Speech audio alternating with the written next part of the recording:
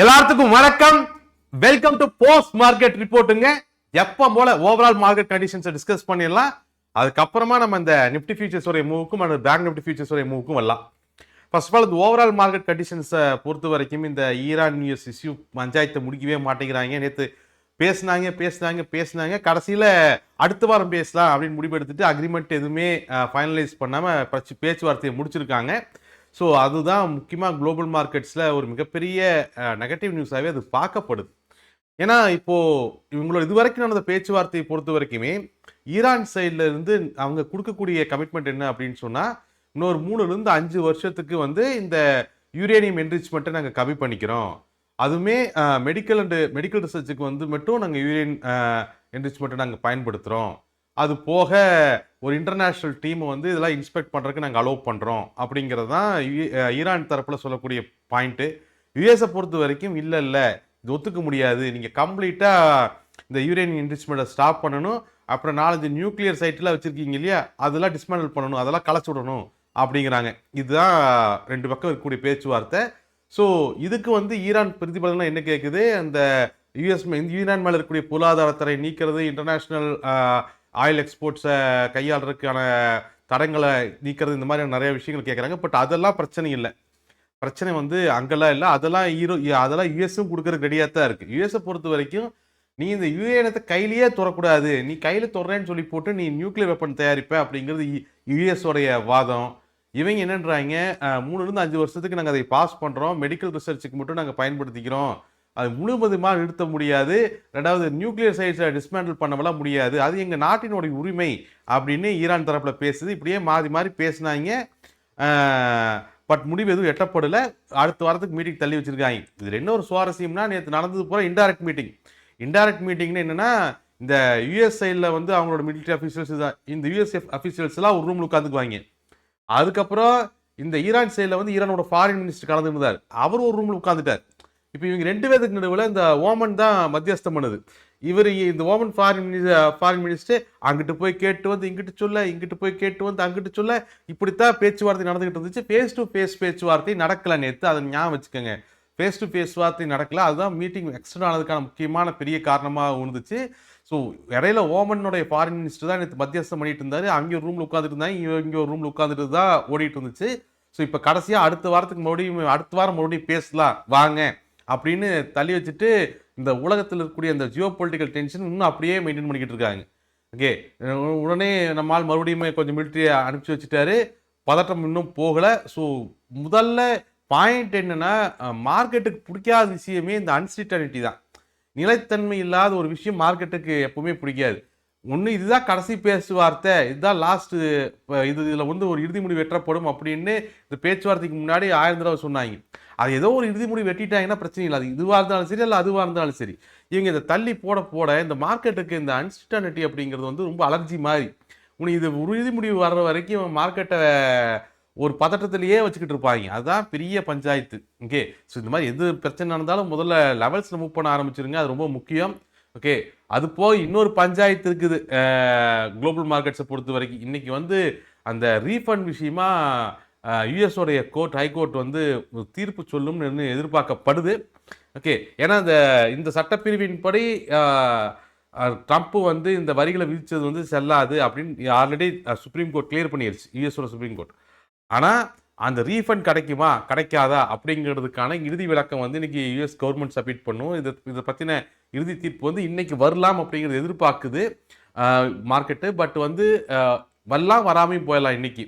Okay, but most probably இந்த refund பற்றின ஒரு அனௌன்ஸ்மெண்ட்டு சுப்ரீம் கோர்ட் சைட்லேருந்து இன்னைக்கு வருங்கிற எக்ஸ்பெக்டேஷனுமே குளோபல் மார்க்கெட்ஸை ஒரு ஃபியரில் தான் வச்சுக்கிட்டு இருக்கு. ஏன்னா இந்த ரீஃபண்டை கொடுக்குறது அப்படிங்கிறது சாதாரண அமௌண்ட் இல்லை, ஒரு 175 பில்லியன் யூஎஸ் டாலர்ஸு. இது ட்ரம்ப் அட்மினிஸ்ட்ரேஷன் செட்டில் பண்ணணும். அதை கூட செட்டில் பண்ணிடலான்னு வைங்க. ஆனால் இந்த அமௌண்ட்டை கலெக்ட் பண்ணுறதுக்கு ட்ரம்ப் எல்லா நாடுகளையும் பழி வாங்குவார். எல்லா நாடுகளையும் பழி வாங்குவார். ஏன்னா 150 நாளில் காங்கிரஸ் அப்ரூவல் கொடுக்கணும். உடனே காங்கிரஸ் அப்ரூவல் கொடுத்து தான் அந்த இப்போ போட்டிருக்கிற டெம்பரரி டாரிஃபை நிலைநிறுத்தப்படும். இவர் சட்ட திருத்தம் கொண்டு வருவார், இந்த 15-30 ஆக்குவார். இந்த மாதிரி நிறைய பதட்டங்கள் இருக்குது. ஸோ இதுவுமே ஒரு முக்கியமான ஒரு பாயிண்ட் தான். ஸோ இந்த ரீஃபண்ட் இஷ்யூ எப்படி போகுது அப்படிங்கிறதையும் நீங்கள் வீக்கெண்டில் பார்க்கணும். அப்போ வீக்கெண்டில் 2 பஞ்சாயத்து. ஒரு பஞ்சாயத்து யூஎஸ் ஈரானோட பேச்சுவார்த்தை. அது எப்படி இருந்தாலும் அடுத்த வாரத்துக்கு போஸ்ட்போன் ஆயிருச்சு. பட் அது வரைக்கும் இது பதட்டத்திலேயே தான் இருக்கும். இடையில ஏதாச்சும் எவனாச்சும் மாறி மாறி வாய் விட்டாங்கன்னா நம்மால் ஆல்ரெடி படைகள் அங்கே நிறுத்தி வச்சுக்கிட்டு இருக்காரு. ஆல்ரெடி ஈரானுமே ரஷ்யா கூட கூட்டு போர் பயிற்சி ஏற்பாடு பண்ணியிருக்கு. ஸோ யுஎஸ் ஈரானுடைய அடுத்த கட்ட பேச்சுவார்த்தை வரைக்கும் இவங்க கம்முன்னு இருக்காங்களா ரெண்டு பக்கமும் அப்படிங்கிறத நம்ம பார்க்க வேண்டிய கட்டாயத்தில் இருக்கிறோம். அதே மாதிரி இந்த ரீஃபண்ட் இஷ்யூ எப்படி போகும் அப்படிங்கிறத கட்டாயத்தில் இருக்கும். இது குளோபலாக நம்ம பார்க்க வேண்டிய ரெண்டு முக்கியமான விஷயங்கள். இந்தியன் மார்க்கெட்ஸை பொறுத்த வரைக்குமே பெரிய அளவுக்கான பேனிக் எல்லாம் ஒன்றும் இல்லை. இந்தியன் மார்க்கெட்ஸை பொறுத்த வரைக்கும் ஆல்ரெடி இருக்கிற பேனிக்கே போதுமானது தான். புதுசாலாம் கிரியேட் பண்ண வேண்டிய அவசியம் இல்லை. அதே மாதிரி ஜிடிபி இன்னைக்கு இருந்தது 7.8, ஒரு 7.2 தான் வரும்னு எக்ஸ்பெக்ட் பண்ணோம். ஆக்சுவலாக லாஸ்ட்டு ஒன் டைம் 8.2 வந்துருந்துச்சு இல்லையா, இதெல்லாம் கம்மியாகுங்கிறது தான் இருந்துச்சு. 7.2 வரைக்குமே கம்மியாகுங்கிற எக்ஸ்பெக்டேஷன் இருந்துச்சு. ஒரு 7.8 வந்திருக்கு. இது ஒரு அளவுக்கு எக்ஸ்பெக்ட் பண்ண அளவுக்கு மோசமான ஜிடிபி இல்லை. ஓகே, அதனால் அதைய ஜிடிபி பற்றி நம்ம பெருசாக உரி பண்ணிக்க வேண்டிய அவசியம் கிடையாது. பட் இந்தியன் மார்க்கெட்ஸில் மற்ற ஃபியரால் அப்படியே தான் இருக்குது. ஒரு பக்கம் இந்த ஏஐ ஃபியரை பொறுத்த வரைக்குமே இந்த ஐடி சர்வீஸோட கம்பெனிகளோடைய ஃபியர், இந்த ஐடி சர்வீஸோட கம்பெனிகளை பொறுத்த வரைக்குமே இப்போ அந்த பயம் மற்ற செக்டார்கள்லையும் கொஞ்சம் சுத்துற மாதிரி தெரியுது. ஏன்னா ஐடி எம்ப்ளாயிஸோடைய வருமானம் கம்மியாயிருச்சு அப்படின்னு சொன்னால் முக்கால்வாசி இந்த ரியல் எஸ்டேட் நிறுவனத்தில் ஆரம்பித்து நிறையா இண்டஸ்ட்ரீஸ், பேங்கிங் இண்டஸ்ட்ரி வரைக்கும் பாதிப்புகள் ஏற்படும். அது ஆல்ரெடி நம்ம டிஸ்கஸ் பண்ணியிருந்தோம். ஸோ அந்த பதட்டம் அடுத்தடுத்த செக்டார்களையும் நோக்கி நகர்றது அப்படிங்கிறத பார்க்க முடியுது. ஸோ ரொம்ப கேர்ஃபுல்லாக இருக்கணும். இது எப்படி பண்ணுறது அப்படிங்கிறத கையாளணும். ஸோ ஓவராலாக இந்தியன் மார்க்கெட்ஸை பொறுத்த வரைக்குமே நம்ம ஈரான் இஷ்யூக்கு அதிக முக்கியத்துவம் கொடுக்க வேண்டிய கட்டாயத்தில் இருக்கும். ஏன்னா அங்கிட்டு இருந்து ஒரு 20% ஆஃப் ஆயில் அவங்க வழியாக தான் சப்ளை ஆகிட்டு இருக்கு. அதே நேரத்தில் இந்த கோர்ட் இஷ்யூக்குமே நம்ம முக்கியத்துவம் வேண்டிய கட்டாயத்தில் இருக்குது. இதில் என்ன பிரச்சனைனா, இதெல்லாம் அவன் நாட்டு பிரச்சனை. ஆனால் இது எல்லாம் எங்கே விடியும்னா நம்ம தலையில் தான் விடியும். இந்தியா தலையில் தான் விடியும். ஈரானில் பிரச்சனையாச்சுன்னா நம்மளுக்கு ஆயில், ட்ரம்ப் ரீஃபண்ட் கொடுக்க சொன்னாங்கன்னா டேக்ஸ் தூக்கி நம்ம மேலே தான் போடுவோம். ஏன்னா இது வரைக்கும் நம்ம இன்னும் டாரிஃப் இந்த டீல் சைன் பண்ணல, யூஎஸ் டீல் சைன் பண்ணல. சப்போஸ் ரீஃபண்ட் கொடுக்கணும் அப்படிங்கிற ஒரு கட்டாயத்துக்கு ட்ரம்ப் வந்தாச்சுன்னா நம்ம டீல் சைன் பண்ணும்போதே நம்மளால் அதில் ஆல்ரெடி மற்ற கண்ட்ரிலாம் டீல் சைன் பண்ணி வச்சுட்டாங்க. கூடுதலாக குறைவாக நம்ம இன்னும் பேச்சுவார்த்தையில் தான் இருக்கிறோம், டீல் சைன் பண்ணல. இப்போ ரீஃபண்ட் கொடுக்க வேண்டிய கட்டாயத்தில் ட்ரம்ப் டாரிஃபை ஏற்ற ட்ரை பண்ணாருன்னா முதல்ல சைன் பண்ண வேண்டியது நம்மளாக தான் இருப்போம். ஏன்னா நம்ம மட்டும் தான் பெரிய அளவில் பெண்டிங் வச்சுக்கிட்டு இருக்கோம். ஸோ இதெல்லாம் மேக்ரோ எக்கனாமிக்ஸை பாதிக்கக்கூடிய விஷயங்கள் தான். ஸோ தொடர்ந்து வேறு ஏதாவது அப்டேட் இருக்கா அப்படிங்கிறத நம்ம டிஸ்கஸ் பண்ணிடலாம் வீக்கெண்டில் ஏதாச்சும் இருந்துச்சு அப்படின்னு சொன்னால். பட் எனக்கு தெரிஞ்சு வெள்ளிக்கிழமை சாயங்காலம் எல்லாரும் ஹெச்எஸோடு தான் வச்சுருப்பீங்கன்னு நினைக்கிறேன். ஏன்னா செவ்வாய்க்கிழமை மார்க்கெட் லீவு ஹோலிக்கு, அதனால திங்கக்கிழமை மார்க்கெட் ஓப்பன் ஆகிறதே எக்ஸ்பிரி தான். அது ஞாபகம் வச்சுக்கோங்க. திங்கக்கிழமை எக்ஸ்பிரி இருக்குது. ஓகே, திங்கக்கிழமை எக்ஸ்பிரி இருக்குது. செவ்வாய்க்கிழமை பார்த்துக்கலாம்னு உட்காந்திங்கன்னா செவ்வாய்க்கிழமை மார்க்கெட் லீவு. ஸோ திங்கக்கிழமை எக்ஸ்பிரி. ஸோ ஹெச்எஸ் இல்லாமல் ஏதாவது பொசிஷன் வச்சுருந்தீங்கன்னா 2 நாள் தூக்கம் போச்சு, வேறு ஒன்றும் இல்லை. ஓகே, ஏன்னா போன வாரம் வெள்ளிக்கிழமையே நீங்கள் இதெல்லாம் அனுபவப்பட்டிருப்பீங்க. நம்ம மார்க்கெட்டு வெள்ளிக்கிழமை சாயங்காலம் க்ளோஸ் ஆனதுக்கப்புறம் சுப்ரீம் கோர்ட் தீர்ப்பு, அடுத்த நாள் ட்ரம்ப் 50, 10 மாறி இந்த பதட்டத்தை மேற்கொண்டு அனுபவிக்காதீங்க. வீக்கெண்ட்ஸை பொறுத்த வரைக்கும் என்ஜாய் பண்ணுங்கள். மண்டே மார்னிங் என்ன நியூஸ் இருக்குது அப்படிங்கிறத பார்த்துக்கலாம் நம்ம. ஏன்னா இல்லைன்னா நம்மளுக்கு பைத்தியம் முடிச்ச மாதிரி ஆக்கிடுவாங்க இவங்கெல்லாம். ஓகே, 10 நிமிஷத்துக்கு ஒரு நியூஸை ட்ரம்ப் மாற்றிக்கிட்டே தான் இருப்பார். ஸோ ஹெட்ஜஸ் எடுத்துகிட்டு நிம்மதியாக வீக்கெண்டை ஸ்பெண்ட் பண்ணுங்கள். மண்டே மார்னிங் பார்த்துக்கலாம். வேல்யூஸில் மூவ் பண்ணுங்கள், டிசிப்ளினாக மூவ் பண்ணுங்கள். வேல்யூஸை டிஸ்கஸ் பண்ணிடலாம். ஃபர்ஸ்ட் ஆஃப் ஆல் ஒரே பாயிண்ட்டை தான் திருப்பி சொல்கிறேன். வேல்யூஸில் மூவ் பண்ணு, ஹெட்ஜில் மூவ் பண்ணு அப்படிங்கிறதுக்காகலாம் கோவப்படக்கூடாது. ஏன்னா அது ரொம்ப முக்கியம். ஏகப்பட்ட அனுபவங்கள் பட்டிருக்கோம். ஓகே, பண்ணும்பொழுதெல்லாம் தோணும். இப்போ நைட்டு படுக்கும்பொழுது காலையில் 5 மணிக்கு எதிர்த்து வாக்கிங் போகலாம், எக்ஸசைஸ் பண்ணலான்னு தோணும். ஆனால் காலையில் 5 மணிக்கே சரி கொஞ்ச நேரம் தூங்கலான்னு தான் தோணும். அந்த மாதிரி இப்போ கேட்கும் பொழுதெல்லாம் அடுத்த தடவை ட்ரேட் பண்ணும்போது ஹெட்ஜஸ் எடுத்துடலாம் அப்படின்னுலாம் தோணும்.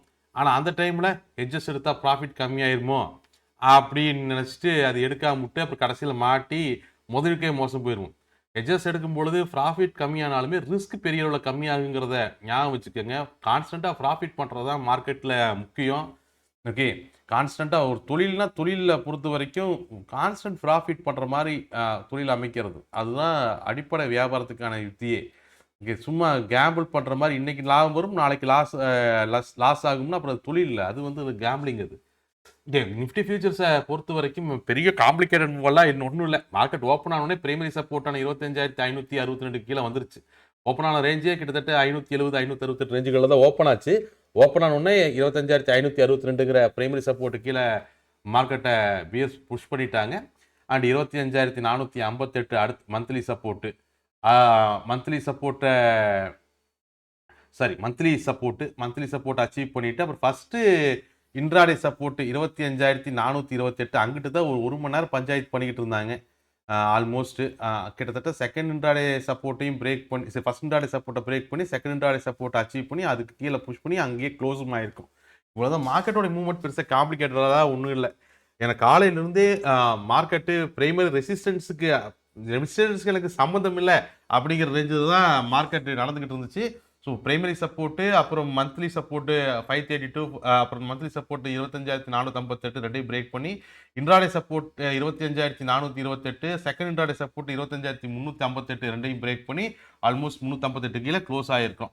ஸோ இது மார்க்கெட்டோடைய க்ளோஸ் தான் கொஞ்சம் ட்விஸ்டடான க்ளோஸு. ஏன்னா வீக்கெண்டு இவங்க ஓப்பன் இன்ட்ரெஸ்ட்டுமே ரெண்டு பக்கமுமே பஞ்சாயத்து பண்ணி வச்சுருக்காங்க. அண்ட் இந்த க்ளோஸை பொறுத்த வரைக்கும் மேத்தமெட்டிக்கலாக இது ஒரு லூப் க்ளோஸ் தான். ஃபர்ஸ்ட் ஆஃப் ஆல் மண்டே மார்க்கெட்டை பொறுத்த வரைக்கும் நம்மளுக்கு பிரைமரி ரெசிஸ்டன்ஸ் அப்படின்னு எடுத்துட்டோம்னா பிரைமரி ரெசிஸ்டன்ஸ் ஆல்மோஸ்ட் 25,432 மேலே தான் பிரைமரி ரெசிஸ்டன்ஸ் இருக்குது. Okay, primary support 25,262. இது ரெண்டுக்கு நடுவில் இருக்கிறது லூப் ஏரியா. இங்கேக்கெல்லாம் எக்ஸ்பிரி இருக்குது, அதுன்னு ஞாபகம் வச்சுக்கோங்க. 25,432 பிரைமரி ரெசிஸ்டன்ஸு, 25,262 பிரைமரி சப்போர்ட், ரெண்டுக்கு நடுவில் லூப் ஏரியா. பிரைமரி ரெசிஸ்டன்ஸுக்கு மேலே அடுத்த மந்த்லி சப்போர்ட்டு பார்த்தோம்னா மந்த்லி ரெசிஸ்டன்ஸ்னு பார்த்தோம்னா 25,458 25,532. அதுக்கு மேலே பொசிஷன் நடுவில் 25,772. அதுக்கு மேலே அடுத்த மந்த்லி ரெசிஸ்டன்ஸ் வந்து 25,982 இருக்குது. இன்ட்ராடே ரெசிஸ்டன்ஸ் 25,632லையும் 25,562லையும் இருக்குது. கீழே பிரைமரி சப்போர்ட்டு 25,262. பிரைமரி சப்போர்ட்டுக்கு கீழே மந்த்லி சப்போர்ட் அப்படின்னு நம்ம பார்த்தோம்னா பொசிஷன் நடுவில் 25,232. அடுத்த மந்த்லி சப்போர்ட் 25,022. அதுக்கு அடுத்த பொசிஷன் நடுவில் 24,962. அதுக்கு அடுத்த மந்த்லி சப்போர்ட் வந்து 24,728 இருக்குது. இன்ட்ராடே சப்போர்ட்ஸை பொறுத்த வரைக்கும் 25,158 25,128 இதெல்லாம் இன்ட்ராடே சப்போர்ட்ஸு. ஓரளவுக்கு ரெசிஸ்டன்ஸ் சப்போர்ட் வேல்யூஸ் எல்லாம் அண்டர்ஸ்டாண்ட் பண்ணியிருப்பீங்கன்னு நினைக்கிறேன். நேற்று ஒருத்தர் கமெண்டில் கேட்டிருந்தாரு, கிட்டத்தட்ட இவ்வளோ ரெசிஸ்டன்ஸ் சப்போர்ட்ஸ் வேணுமா அப்படிங்கிறது. ஆக்சுவலாக வந்து கிட்டத்தட்ட நான் ரெசிஸ்டன்ஸ் சப்போர்ட்ஸ் ஆல்மோஸ்ட் நம்ம 1000 பாயிண்ட்டுக்கு மேலே கவர் பண்ணுறோம். ஏன் அப்படின்னு சொன்னோம்னா ட்ரம்ப்பை நம்ப முடியாது தான், வேற ஒன்றும் இல்லை. ஓகே, ஏன்னா மார்க்கெட்ஸோட ஓவர் நைட்ஸை பொறுத்த வரைக்கும் ஓவர் நைட் சினாரியோஸை பொறுத்த வரைக்குமே ஒரு ஸ்டேபிள் இல்லாத மார்க்கெட்டு. இந்த சிவாஜி ஒரு படத்தில் பேசுவாங்க, இந்த உலகம் எத்தனையோ விசித்திரமான மனிதர்களை பார்த்துருக்கிறது. அந்த மாதிரி மார்க்கெட் எவ்வளவோ விசித்திரமான சூழ்நிலைகளெல்லாம் பார்த்துருக்கு. அந்த மாதிரி ட்ரம்ப்புமே ஒரு விசித்திரமான சூழ்நிலை தான் ஸ்டாக் மார்க்கெட்டுக்கு. அடிக்கடி குளோபலோடைய உலக அளவில் சப்ளை செயினை மாற்றி அமைச்சிக்கிட்டு இருக்கிறத பொறுத்த வரைக்கும் அது சார்ந்த டேரிஃப், அது சார்ந்த அவரோட அனௌன்ஸ்மெண்ட்டு, அதுக்கு எதிராக வரக்கூடிய தீர்ப்பு, இந்த மாதிரி வீக்கெண்டுகளை ரொம்ப பதட்டமாக வச்சுருக்கிறதுனால நம்ம கிட்டத்தட்ட எல்லா ரெசிஸ்டன்ஸ் சப்போர்ட்டும் intraday resistance support and positional resistance support ரெண்டையுமே நம்ம டிஸ்கஸ் பண்ணியிருக்கோம். அண்ட் ஓப்பன் இன்ட்ரெஸ்ட்டை பொறுத்த வரைக்கும் பெரிய காம்ப்ளிகேட்டடான விஷயம்லாம் ஒன்றும் இல்லை. ஓப்பன் ரொம்ப சிம்பிள். அது எக்ஸ்பிரி பியர்ஸ் எப்போ போல் டிஃபென்ஸ் பொசிஷன் ரொம்ப ஸ்ட்ராங்காக அதிகப்படுத்தியிருக்காங்க. அண்ட் அட்டாக் பொசிஷன்ஸை பொறுத்த வரைக்கும் கம்மி பண்ணலை. ஏன்னா நீங்கள் பியர்ஸோடைய பொசிஷனிங் ஸ்டேல நம்ம பார்த்தோம் அப்படின்னு சொன்னோம்னா எது வரைக்கும் ஸ்ட்ராங்கான பொசிஷன்ஸ் இன்க்ரீஸ் பண்ணியிருக்கான் அப்படின்னு சொன்னால் ஆல்மோஸ்ட் அந்த 25,200 ரேஞ்சு. அது வரைக்கும் கிட்டத்தட்ட 44 லட்சம் 36 லட்சம் எல்லாம் ஓகே. அதுக்கப்புறம் 15,8 கம்மியாக ஆரம்பிச்சிருச்சு. இந்த 25,200 இல்லை 250 எதை குறிக்குதுன்னா அந்த டவுன் சைடில் பொசிஷனோட 25,232 குறிக்குது நம்மளுக்கு. அது வரைக்கும் ஸ்ட்ராங்கான டிஃபென்ஸ். அதுக்கு மேலேயுமே பொசிஷன்ஸ் இன்க்ரீஸ் பண்ணியிருக்காங்க, கம்மியெல்லாம் பண்ணலை. பட் அந்த பொசிஷன்ஸ் எல்லாம் பத்தாது, இன்னும் நிறைய பொசிஷன்ஸ் வேணும். ஸோ பியர்ஸை பொறுத்த வரைக்கும் டிஃபென்ஸ் ரொம்ப ஸ்ட்ராங்காகவும் அட்டாக் பொசிஷன்ஸை கம்மி பண்ணாமல் மெயின்டைனும் பண்ணுறாங்கன்னு வச்சுக்கலாம். புல்ஸை பொறுத்த வரைக்கும் கொஞ்சம் பரிதாபம் தான். அந்த 200 250 சொல்லக்கூடிய அந்த பொசிஷன் நடுவில் வரைக்கும் டிஃபென்ஸ் பொசிஷனை கம்மி பண்ணல. அவங்க டிஃபென்ஸ் பொசிஷனை மெயின்டைன் பண்ணுறாங்க கரெக்டாக 250 வரைக்கும். அட்டாக்கிங் பொசிஷன்ஸ் எல்லாத்தையும் கவர் பண்ணிவிட்டு அப்படி ஓரமாக வச்சுருக்காங்க. ஓகே, பட் இது இப்போ இருக்கக்கூடிய மனநிலை தான். இயக்கலாம் காலையில் ஓப்பன் ஆகிறதுக்குள்ளே எல்லாத்தோட மனநிலையும் மாற்றுறதுக்கு நிறையா விஷயங்கள் இருக்குது. நம்ம சில நேரங்களில் என்னென்னா மேக்ரோ எக்கனாமிக்ஸை பொறுத்த வரைக்கும் சில நேரத்தில் பிக்சர்லேயே வச்சுருக்க மாட்டோம் நம்ம. ஓகே, நம்ம ஏன்னா இப்போ நம்ம பார்த்துட்டு இருந்தோம்னா இப்போ ட்ரம்ப்பு, டேரிஃபு, சுப்ரீம் கோர்ட் தீர்ப்பு என்ன ஆகுது, ஈரான் இந்தியா பேச்சுவார்த்தை என்ன ஆகுது, ஈரான் யூஎஸ் பேச்சுவார்த்தை, இந்த மாதிரி ஃபோக்கஸ் பண்ணிகிட்டு இருக்குமா. சம்மந்தமே இல்லாமல் புட்டின் ஏதாச்சும் ஒரு சேகையை பண்ணிடுவா அப்படி. அப்போ மேக்ரோ எக்கனாமிக்ஸ் வந்து அதை பொறுத்து மாறும். ஸோ இந்த மாதிரி மேக்ரோ எக்கனாமிக்ஸ் அப்படிங்கிறது யாரும் ஒருத்தரை டிபெண்ட் பண்ணி நகரக்கூடியது இல்லை. உலகளவில் ஒரு அமைதியான சூழ்நிலை அல்லது ஒரு பிஸ்னஸ் சாவதியமாக நடக்கக்கூடிய அல்லது குளோபல் சப்ளை செயினை எல்லாத்தாலையும் எந்த ஒரு நாட்டு தலைவராலையுமே மாற்றக்கூடிய ஒரு கெப்பாசிட்டி இருக்கும். ஸோ எப்போவுமே வீக்கெண்ட்ஸ் எல்லாம் வரும்போது ஹெட்ஜஸ் எடுத்து மூவ் பண்ணிட்டு இருங்க. அதுதான் கரெக்டு. ஹெட்ஜஸ் இல்லாமல் வீக்கெண்டில் வச்சுட்டு போயிடாதீங்க. ஒவ்வொரு வீக்கெண்டுக்கும் நான் சொல்லிட்டு தான் இருக்கேன். பேங்க் நிஃப்டியை பொறுத்த வரைக்கும் அதோட மூவ் ஒன்றும் காம்ப்ளிகேட்டடாக இல்லை. பேங்க் நிஃப்டியை பொறுத்த வரைக்கும் 61,468 பிரைமரி சப்போர்ட். மார்க்கெட் ஓப்பன் ஆனது 61,468 தான். 68 ஓப்பன் ஆச்சு. 62 பிரைமரி சப்போர்ட்டு. பிரைமரி சப்போர்ட்லேருந்து நேராக ஸ்விங்கோட எண்ட் பாயிண்ட்டான 61,322 அச்சீவ் பண்ணுறோம். அப்புறம் கன்சால்டேஷன் ஜோன் அதுக்கு கீழே போகிறான். அப்புறம் கன்சால்டேஷன் ஜோன்லேயே உட்காந்து மார்க்கெட் கன்சால்டேஷன் ஜோன்லேயே தான் க்ளோஸ் ஆகிருக்கு. க்ளோஸை பொறுத்த வரைக்கும் ஒரு ஃப்ளாட் டு நெகட்டிவ் க்ளோஸ் தான். இந்த க்ளோஸை பொறுத்த வரைக்கும் 60,932 primary resistance, 60,858 primary support. Primary ரெசிஸ்டன்ஸுக்கு மேலே மந்த்லி ரெசிஸ்டன்ஸ் 61,322 அண்ட் 61,878. பிரைமரி சப்போர்ட்டுக்கு கீழே அடுத்தடுத்த மந்த்லி சப்போர்ட்ஸ் 60,762, 60,232, 59,758, 59,122.